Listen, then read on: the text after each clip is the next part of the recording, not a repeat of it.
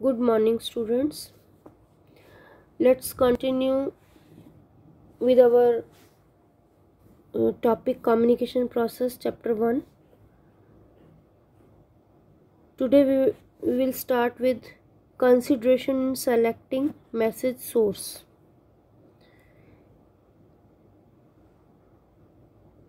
Message source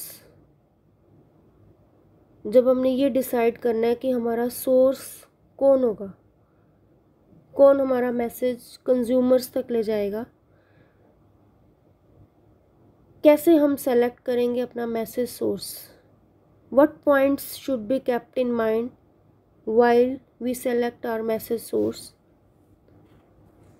Or we can say what are the considerations in selecting message source. So first point is source credibility. जो भी हमने message source या जो भी हमने source person decide करना है, वो पर्सन एक्सपीरियंस्ड, स्किल्ड, ट्रस्ट वर्दी होना चाहिए, पॉपुलर होना चाहिए, ऐसा पर्सन जिस पे लोग विश्वास कर सके कि जो वो मैसेज दे रहा है वो मैसेज सही दे रहा है. तो हमने अपना जब सोर्स पर्सन डिसाइड करना है तो उसमें हम 3 तरह के सोर्स पर्सन हो सकते हैं. First is experts as source person. जो पर्सन अपने फील्ड में एक्सपर्ट है हम उसे सोर्स पर्सन चूज़ कर सकते हैं. जैसे हमने कोई हेल्थ प्रोडक्ट है तो उसके लिए हम कोई डाइटिशियन या डॉक्टर ले सकते हैं. कोई स्पोर्ट्स से रिलेटेड आइटम है, प्रोडक्ट है, तो उसमें हम कोई स्पोर्ट्स पर्सन ले सकते हैं. तो हमने एक्सपर्ट को सोर्स पर्सन के रूप में सेलेक्ट करना है. और हमारा सोर्स पर्सन कौन हो सकता है? Common consumer. कई बार कस्टमर्स को क्या लगता है कि ये लेमैन इस प्रोडक्ट को यूज़ कर रहा है या आम लोग इस प्रोडक्ट को यूज़ कर रहे हैं, तो ये प्रोडक्ट जो है अच्छा है दूसरे प्रोडक्ट्स के कंपैरेटिवली. जैसे सर्फ की ऐड है तो उसमें सर्फ को यूज़ करते हुए दिखाया जा रहा है. हार्पिक की ऐड है तो एक कॉमन पर्सन या हाउसवाइफ, कॉमन कंज्यूमर उसे यूज़ कर रहा है. तो जब हम कॉमन कंज्यूमर को उस प्रोडक्ट को यूज़ करते हुए दिखाते हैं तो कस्टमर उस पर ज़्यादा बिलीव करता है. High corporate officials as source person. Corporate officials जो अपने अपने फील्ड में काफ़ी हायर पोस्ट्स पे हैं, उनको अगर हम ऐड में वो हमारे प्रोडक्ट की ऐड करते हैं तो कस्टमर को लगता है कि ये अच्छी क्वालिटी के प्रोडक्ट की ऐड करेंगे, ये गलत प्रोडक्ट की ऐड नहीं करेंगे. तो उससे कस्टमर उस प्रोडक्ट पे ज़्यादा बिलीव करते हैं. Second point is source attractiveness. कि जो हम सोर्स पर्सन सेलेक्ट कर रहे हैं, first is source credibility, second is source attractiveness. जो हम सोर्स पर्सन डिसाइड कर रहे हैं वो अट्रैक्टिव होना चाहिए, पॉपुलर होना चाहिए अपने फील्ड में, जिसमें हम कोई फिल्म स्टार ले सकते हैं, कोई पॉपुलर स्पोर्ट्स पर्सन ले सकते हैं, कोई हम टीवी स्टार, या हम कोई किसी ब्यूटी कॉन्टेस्ट का विनर है. इस तरह से हम कोई भी पॉपुलर पर्सन से अपने प्रोडक्ट की ऐड करवा सकते हैं. जैसे हम देखते हैं कि सलमान खान हीरो कई प्रोडक्ट्स की, जैसे रिलैक्सो, थम्स अप, इनकी ऐड करता है. रिवाइटल. ऐसे ऐश्वर्या राय बच्चन लॉरेल, लक्स, नक्षत्र डायमंड, इन प्रोडक्ट्स की ऐड कर रही है. या सचिन तेंदुलकर बूस्ट, या एडिडास, कैस्ट्रोल, इन प्रोडक्ट्स की ऐड कर रहे हैं. तो हमने कुछ ऐसी पर्सनैलिटीज़ को चुनना है जो पॉपुलर है, जिनको देखते ही लोग उस पर विश्वास करें कि हाँ ये पर्सन जो कह रहा है ये बिल्कुल सही है. Third is cost of source. इसके बाद हमने क्या देखना है कि हमने सोर्स पर्सन तो डिसाइड कर लिया, लेकिन हमारा बजट उस सोर्स पर्सन को अलाउ करता है या नहीं. हम अपने बजट के अकॉर्डिंग सोर्स पर्सन को हमने सेलेक्ट करना है जो हमारे बजट में हो। Source person, next is source person should familiar to target audience. Target audience को वो पर्सन फैमिलियर होना चाहिए, वो कोई नया पर्सन नहीं होना चाहिए, वो एक पॉपुलर पर्सन होना चाहिए जिसे हर पर्सन, हर कस्टमर जिसे जानता हो। Source person should match with nature of product. Product की नेचर के अकॉर्डिंग, जैसे एक स्पोर्ट्स पर्सन है तो वो स्पोर्ट्स शूज़ की ऐड कर रहा है, या कोई फिल्म स्टार है तो वो कोई ब्यूटी से रिलेटेड प्रोडक्ट है, गारमेंट्स हैं, उनकी ऐड कर रहे हैं। तो सोर्स पर्सन उस प्रोडक्ट की नेचर से वो सोर्स पर्सन मैच करना चाहिए। नेक्स्ट टॉपिक इज नॉइस और बैरियर्स इन मार्केटिंग कम्युनिकेशन। अब नॉइस, पहले भी हमने नॉइस की बात की थी, स्टेप्स या process in communication, marketing communication process में। तो नॉइस क्या है? कोई भी डिस्ट्रैक्शन, कोई भी अनप्लेजेंट साउंड या अनडिज़ायरेबल डिस्ट्रैक्शन जो हमारे कम्युनिकेशन को इफ़ेक्टिव होने से रोकती है, उसे हम क्या कह देते हैं? Noise, disturbance. Noise is any unpleasant sound और undesirable distraction that prevents easy and effective transmission of communication, जो हमारे कम्युनिकेशन को ईजिली ट्रांसमिशन से रोकती है, उसे हम क्या कह देते हैं? नॉइस। अब नॉइस कितने टाइप के हो सकते हैं, कौन कौन से नॉइस हो सकते हैं कम्युनिकेशन प्रोसेस में? So the main barriers in marketing communication are, first is wrong designing of message। जो हम मैसेज कन्वे करना चाहते हैं, जो हम उस मैसेज में हमें जिस तरह के वर्ड्स यूज़ करने चाहिए थे, जिस तरह के सिंबल्स यूज़ करने चाहिए थे, हमने वो नहीं किए। हमने उस मैसेज की डिज़ाइनिंग ही सही नहीं की, हमने इतना कॉम्प्लेक्स बना दिया कि हमारे ऑडियंस उसे समझ ही नहीं पा रहे। Wrong designing of message,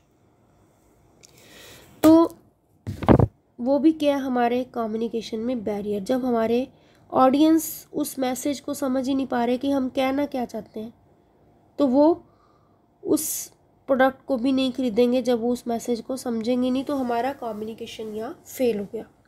second is wrong encoding of message. Message की एनकोडिंग क्या है कि जब सेंडर जो इन्फॉर्मेशन ऑडियंस को देना चाहता है, उस इन्फॉर्मेशन को जब वो वर्ड्स की फॉर्म दे देता है, तो उसे हम क्या कह देते हैं? एनकोडिंग। तो जब वो डिज़ाइनिंग कर रहा है, जब उसे वर्ड्स की फॉर्म दे रहा है, तो उसने सही वर्ड्स यूज़ नहीं किए, रिसीवर उन वर्ड्स को समझ ही नहीं पा रहा, तो उसे हम क्या कह देते हैं? Wrong encoding of message. Third is selection of inappropriate media. हमने ऐसा मीडिया सेलेक्ट कर लिया जो इनएप्रोप्रिएट है। इनएप्रोप्रिएट मीन्स जो हमारे कस्टमर्स के अकॉर्डिंग नहीं है, जो हमारे कस्टमर्स को समझ में ही नहीं आ रहा। मान लो हमारे कस्टमर्स पढ़े लिखे नहीं हैं, इलिटरेट हैं, और हमने जो मैसेज उन तक पहुंचाना है वो हमने प्रिंट मीडिया, कोई पैम्पलेट्स वगैरह हमने उनके घरों में भेज दिए या न्यूज़पेपर में ऐड दे दी, तो वो उसे नहीं समझ पाएंगे। तो हमने क्या करना है? ऐसा मीडिया सेलेक्ट करना है जो हमारे कस्टमर्स के अकॉर्डिंग हो, जो उनकी नॉलेज में हो। हम नेटवर्किंग के थ्रू ऐड दे रहे हैं और वहाँ पे इंटरनेट का, मान लो उस एरिया में इंटरनेट का कनेक्शन ही नहीं है, नेटवर्क सही नहीं है, तो भी हमारे कस्टमर्स तक वो मैसेज नहीं जाएगा। तो अप्रोप्रिएट मीडिया सेलेक्ट करना ज़रूरी है। Wrong media scheduling. Media scheduling means कि हम जो ऐड दे रहे हैं वो किस टाइम पे हम ऐड दे रहे हैं, किस डेट को वो ऐड दे रहे हैं। हमारी शेड्यूलिंग सही है, डेट और टाइम सही है। जैसे हम देखते हैं कि जो ओल्ड एज पीपल है वो सुबह आस्था चैनल या कोई और रिलीजियस चैनल है, वो देखते हैं, तो हम उनसे रिलेटेड कोई प्रोडक्ट है तो हम मॉर्निंग में उसकी ऐड दे सकते हैं। अब जो स्कूल गोइंग चिल्ड्रन है वो सुबह या वो इवनिंग में टीवी देखते हैं, मॉर्निंग में या आफ्टरनून तक वो टीवी नहीं देखते क्योंकि वो स्कूल है। तो अगर कोई किड्स से रिलेटेड प्रोडक्ट है और हम उसे मॉर्निंग में दे रहे हैं या बिफोर नून दे रहे हैं तो वो हमारा मैसेज उन तक सही कन्वे नहीं हो पाएगा। तो वो भी एक हमारे लिए, हमारे कम्युनिकेशन के लिए एक बैरियर है। ऐसे ही next is wrong decoding of message.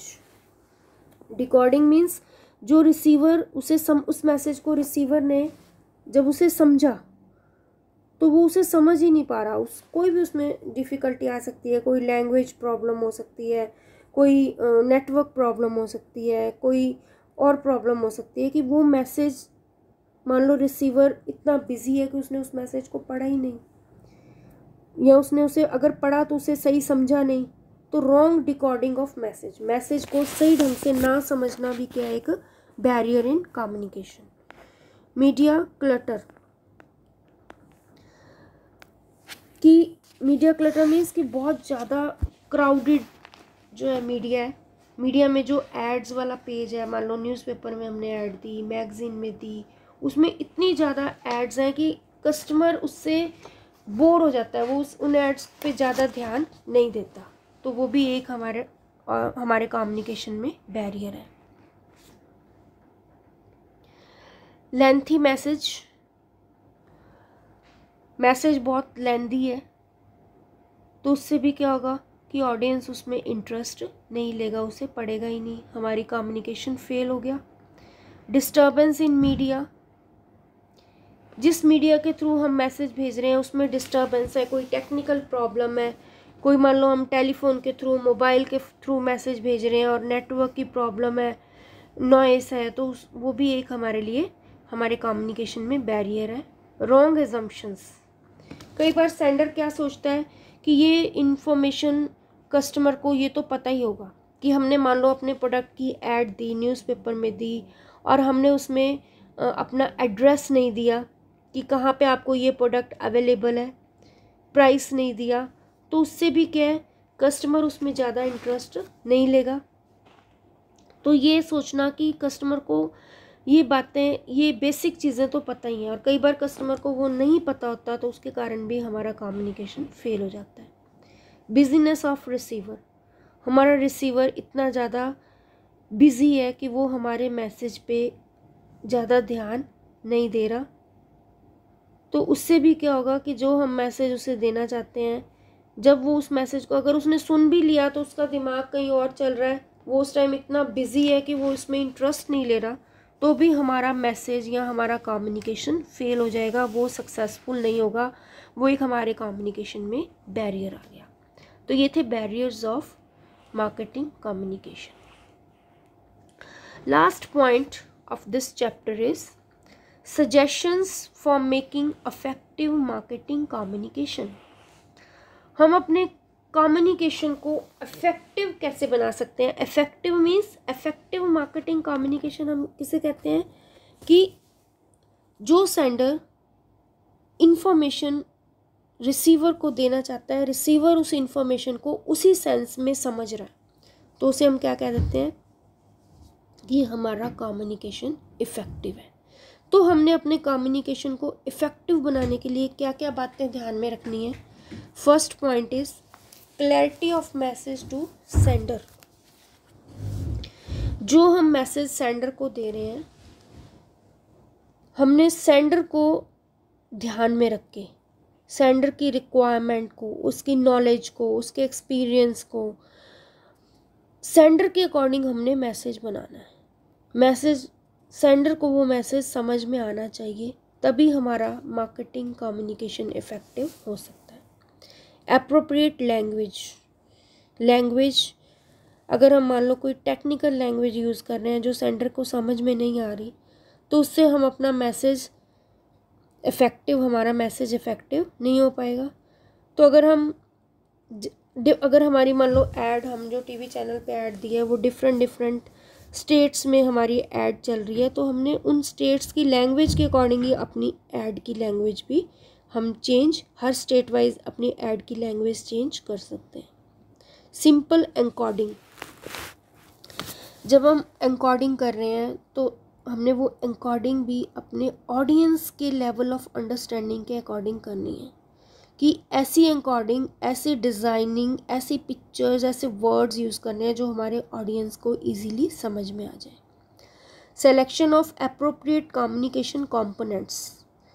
अब कम्युनिकेशन, हमने कौन सा कम्युनिकेशन कंपोनेंट या कौन सा कम्युनिकेशन मिक्स यूज़ करना है अपने प्रोडक्ट की ऐड के लिए। हमने एडवर्टाइजिंग के थ्रू अपनी ऐड देनी है, हमने पर्सनल सेलिंग से अपनी ऐड देनी है, हमने पब्लिसिटी से अपनी ऐड देनी है। तो ये डिपेंड करता है हमारे ऑडियंस पे। अगर हमारे audience, number of audience large है तो हम एडवर्टाइजिंग के थ्रू अपनी ऐड दे सकते हैं। अगर हमारे नंबर ऑफ़ ऑडियंस स्मॉल है तो हम पर्सनल सेलिंग के थ्रू अपनी ऐड दे सकते हैं। तो हमने एप्रोप्रिएट कंपोनेंट डिसाइड करना है। इस तरह नेक्स्ट इज़ एप्रोप्रिएट मीडिया। अब हमने मीडिया, किस मीडिया के थ्रू हमने अपनी ऐड देनी है। अगर हमने प्रिंट मीडिया डिसाइड कर लिया और हमें, हमारे जो ऑडियंस है वो इलिटरेट है, वो पढ़ ही नहीं सकते, तो हमारा वो प्रिंट मीडिया वहाँ पे फेल हो गया, सूटेबल नहीं है। तो हमने अपने कम्युनिकेशन को इफ़ेक्टिव बनाने के लिए मीडिया जो डिसाइड करना है कि हमने न्यूज़पेपर में ऐड देनी है, हमने टीवी चैनल पे देनी है, हमने इंटरनेट के थ्रू देनी है, हमने मोबाइल्स पे देनी है, तो वो हमें अपने कस्टमर्स के अकॉर्डिंग अपना मीडिया डिसाइड करना है। एप्रोप्रिएट टाइम ऑफ कम्युनिकेशन, किस टाइम हमने वो मैसेज अपने ऑडियंस तक पहुंचाना है। टाइम मेन एलिमेंट है कि हमारी इन्फॉर्मेशन ऑडियंस तक सही टाइम पे पहुंचे। तो हमने according to our audience, our target audience, उसके अकॉर्डिंग हमने टाइम डिसाइड करना है कि जिस टाइम हमारे ऑडियंस फ्री हैं, जिस टाइम वो, जैसे हम देखते हैं कि जो हाउसवाइफ्स हैं, लेडीज़ हैं, वो सीरियल्स जो टीवी चैनल्स पे आते हैं वो देखती हैं इवनिंग टाइम में, फ्री टाइम में। तो हम उनसे रिलेटेड प्रोडक्ट्स जो हैं, ब्यूटी से रिलेटेड है, कोई गारमेंट्स हैं, वो हम उन सीरियल्स में जो है अपनी ऐड दे सकते हैं। ऐसे ही बच्चे इवनिंग में या शाम को देखते हैं टीवी या कार्टून चैनल्स जो हैं, उन पे हम बच्चों से रिलेटेड ऐड दे सकते हैं। यंग न्यूज़, जैसे यंगस्टर्स हैं वो न्यूज़ देखते हैं या ओल्ड एज पीपल न्यूज़ देखते हैं, तो उनसे रिलेटेड ऐड हम न्यूज़ चैनल्स में दे सकते हैं। तो हमने टाइम डिसाइड करना है ऐड का। ऐसे next is repetition of message. Message को कस्टमर्स की क्या मेंटालिटी होती है कि बार बार जब तक उन्हें रिमाइंड ना करवाया जाए वो बात उनके माइंड में नहीं रहती। एक बार अगर हमने ऐड देख ली तो हम उसे मार्केट जब जाएंगे तो हमारे माइंड में वो नहीं आएगी। और अगर हम उसे बार बार वही ऐड टीवी पे आ रही है तो जब हम मार्केट में कोई प्रोडक्ट, वो सेम प्रोडक्ट लेने जाते हैं तो वही ऐड हमारे माइंड में आती है। तो रिपीटेशन ऑफ मैसेज मस्ट है। अगर मैसेज हम बार बार रिपीट हो रहा है तो कस्टमर उससे ज़्यादा अट्रैक्ट होगा, उसे वो याद रहेगा वो मैसेज, और जब वो मार्केट जाएगा तो वही मैसेज उसके माइंड में स्ट्राइक करेगा और वो उस प्रोडक्ट को ख़रीदने में अपनी इंटरेस्ट दिखाएगा। Next is consistency in message. Message में कंसिस्टेंसी के सारे जितने भी कंपोनेंट्स हैं कम्युनिकेशन के, चाहे वो एडवर्टाइजिंग है, चाहे वो पर्सनल सेलिंग है, चाहे वो कोई और सेल प्रमोशन एक्टिविटी है, पब्लिसिटी है, सब में कंसिस्टेंसी होनी ज़रूरी है। जो मेन ऑब्जेक्टिव है वो फर्म का हर मिक्स में, हर प्रमोशनल एक्टिविटी में सेम होना चाहिए। जो बात वो सेल, पर्सनल सेलिंग के थ्रू कह रहे हैं वही बात उन्होंने एडवर्टाइजिंग के थ्रू कस्टमर्स तक पहुंचानी है। तो उसमें किसी तरह की कोई कंट्राडिक्शन नहीं होनी चाहिए। Regular feedback. अब जब तक कस्टमर्स से फीडबैक नहीं आएगा तब तक हम अपने कम्युनिकेशन को इफ़ेक्टिव नहीं मान सकते। फीडबैक से ही फर्म को या मैन्युफैक्चरर्स को ये पता लगेगा कि हमारे प्रोडक्ट में क्या ड्रॉबैक्स हैं, क्या कमियां हैं, उन कमियों को हम कैसे दूर कर सकते हैं, कैसे हम कस्टमर्स को सेटिस्फाइड कर सकते हैं। कस्टमर्स पे मेन फोकस, हम हर मार्केटिंग फर्म का मेन फोकस कस्टमर है। तो कस्टमर से जब फीडबैक मिलेगा कि इस प्रोडक्ट में वो क्या चाहते हैं, किस तरह के चेंजेस चाहते हैं, तो उस फीडबैक पे जब वो फर्म काम करेगी तो वो अपने नेक्स्ट टाइम अपने कम्युनिकेशन को और ज़्यादा इफ़ेक्टिव, अपने प्रोडक्ट को और ज़्यादा अट्रैक्टिव बनाएगी अकॉर्डिंग टू कस्टमर्स नीड, और हमारा कम्युनिकेशन भी इससे ज़्यादा इफ़ेक्टिव होगा अगर हमें रेगुलर फीडबैक कस्टमर से मिलता रहता है और हम उस फीडबैक पे काम करेंगे तो हमारा कम्युनिकेशन ज़्यादा इफ़ेक्टिव रहेगा। ये आपका चैप्टर यहाँ पे, फर्स्ट चैप्टर यहाँ पे कंप्लीट है।